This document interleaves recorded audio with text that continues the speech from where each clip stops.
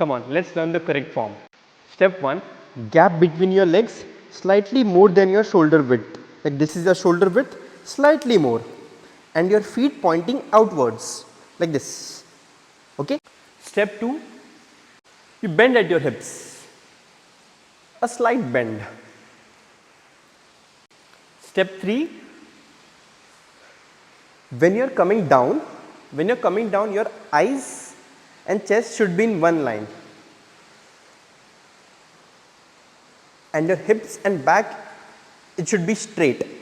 Like you're not supposed to do this, you're supposed to do this and then come back. And last, about breathing, you take a deep breath, hold,